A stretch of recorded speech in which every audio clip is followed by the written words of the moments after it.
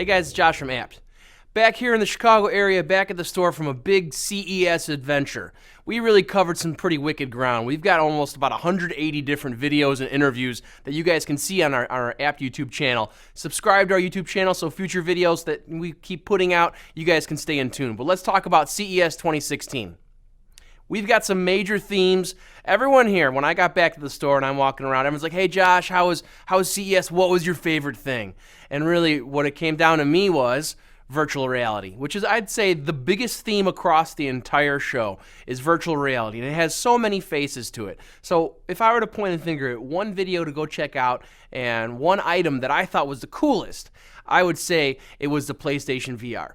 And maybe that's because I didn't really get a chance to get too hands-on with Oculus Rift, which I'm sure would have blown me away. But I'm not a big gamer. I don't play a lot of games. I play tons of chess, and that's about it. But once I put on that headset, you got the big headset for PlayStation VR. I had headphones on. I'm holding joysticks, and boom.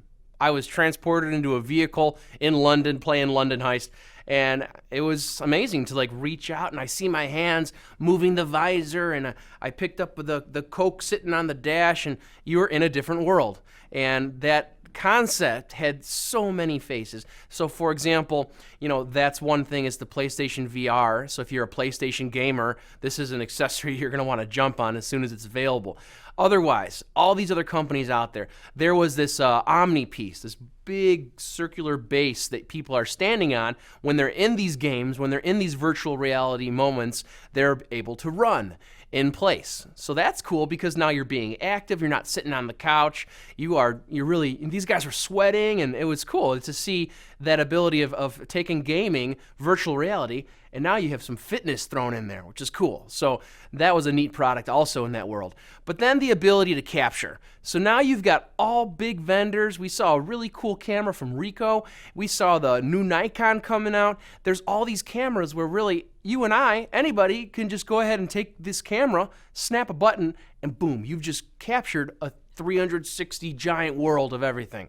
There's video recording, there's stills, but the point is we have now and will soon have the ability to kind of create our own virtual worlds, and that'll come into play with other types of gaming, these other brand headsets, and ways to navigate and be in those worlds where, let's say I take a fun little picture of a place and then I have a headset that could see it. And now if I look around with my headset on, I'm looking around at that image at that moment. So, it's going to be a lot of things that are going to be practical. They're going to be a part of our life. You're going to go to Facebook. You're going to see your friend's new picture. And now you're going to be able to scroll all around and see what was going on. Or someone posts a video on YouTube. It's not just a video you're going to watch. It's a video that you're going to watch and be able to look around and see what else is going on in the video in other areas of that moment. So I think that's a cool thing, is that the ability for us to go ahead and capture our own. So new cameras, new camcorders that have that 360 ability, that ability to kind of capture everything was very cool. And then there was all sorts of accessory stuff. There was this one company that had this adapter. It looked like a shark fin that you wore with your headset when you're in a virtual world. And their example that really made sense to me was, there's probably going to be places to go and have fun. Like back when I was a kid, you go to a laser zone kind of place and everyone's playing that kind of game. Now the future holds a totally different beast. Imagine a big open basketball court and everyone's got their virtual sets on. They've got this adapter I'm describing, and because this company's little adapter talks to something that's mounted up in the ceiling, now everyone is in this virtual world playing some kind of fun game, but everyone's physically moving around, and in that world they are traversing that three-dimensional virtual reality world. So lots of cool accessories, lots of cool ways to capture, and then of course lots of cool headsets to just be in the world. So virtual reality, I think, really kind of owned it this year at CES 2016. But we did see a lot of other things. Drones was a big deal. There were so many drones, and I was introduced to a couple things. Number one is drones have many applications. I thought it was it's fun to fly, it's fun to play with. It's like if you're the type of person that used to love racing RC cars, flying drones is the natural evolution for you. You're going to have fun playing with it. It's a fun toy. Then there's the world of recording. the ability to capture different angles with HD video. You could have all these methods where, let's say I'm going to go and ski down a slope. I could have a drone involved, and with the touch of a couple buttons, I'm going to go down the hill, and that drone is following me and recording my moves, and what a cool video that would be. And you could be on a canoe going down a river, and it's following you. There's all sorts of fun applications for video purposes. So that's what I kind of knew in the back of my head going into CES. But then we saw all sorts of stuff, practical applications.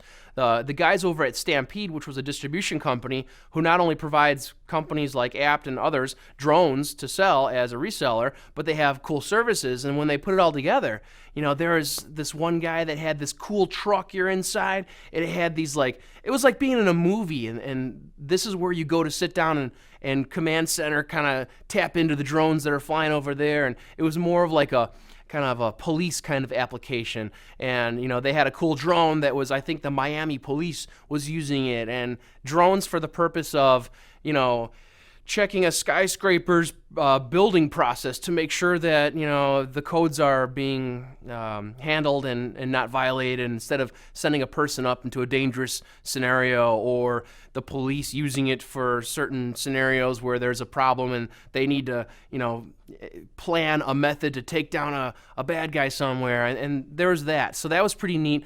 And then there's other things that I didn't even know existed. There was drones for racing purposes. And on that same level, some of these drones, once again, we put on this virtual headset, and now we are in the world of the drone. It's like we've just turned into a miniature person, and we're inside the drone as it flies. So your perspective as you fly your drone is from the drone. So that was cool. These guys are racing drones, and it's like they're in those little vehicles flying around. And I never really kind of got into that or knew that really existed, but there's drone racing. There were drones for fighting, little drones that obviously are not as crazy expensive, and they can take a little bit more of a beating. But there's a company that had these drones that you kind of fight against each other, and there's some cool stuff with drones. It was also a very big theme at CES, and that whole section at the convention center was just loaded with different drones. I called it a drone, got in trouble, but there was an autonomous flying, kind of like a drone, a quadcopter that a person can get in and be transported somewhere. That was kind of a whole different scenario for drones, but that was of interest. Outside of that, the Internet of Things, I would say, was still prevalent. It was there. It wasn't as big as last year. But the Internet of Things, I would say, have graduated to the point where all these companies have the connected lock. You have another device in your house that controls lighting. And the idea of connecting things to the Internet to control them and manipulate them from wherever you are, the Internet of Things, all these companies have it. And now this year, I thought really what happened mainly was they all kind of joined some kind of same level, where Samsung's got a system on their TV that they're talking about, and that's going to talk to the other company that made the lock, the other company that made your lighting. And the way that they're all starting to really talk together and work together, I thought that was really of interest. And that Samsung example, it had the ability to not only do it from a TV, which is a great control interface, but like a refrigerator in your house had that same control module that kind of ties all that stuff together. So the Internet of Things, I think, was also still prevalent. We saw a lot of it. 3D printing was pretty cool. I would say more on a commercial level. There was some pretty cool stuff from those 3D systems guys. Printing with metal, I thought that, I just thought it was, the filament going back and forth. But there was different technologies that were pulling out from a bath of resin, super fast method of printing that we saw from a couple vendors, not just 3D Systems. And then they had the metal printer. So 3D was still a big deal for 3D printing. I think those are some of the big themes we saw at CES 2016. Over here at Apt, as you know, we are a huge appliance and electronics store. Apt.com is a big place to go with lots of products, great prices. TVs, though, that's one of our big things that we sell. So 4K TVs, owned it. I don't think I saw an HD TV that was 1080p at CES 2016. It was all 4K, and it looks like everyone is adapting to the HDR 4K. Sony emblazed it into their logo. HDR is the next kind of trend that you're going to see just really hit hard and give us 4K HDR Blu-ray.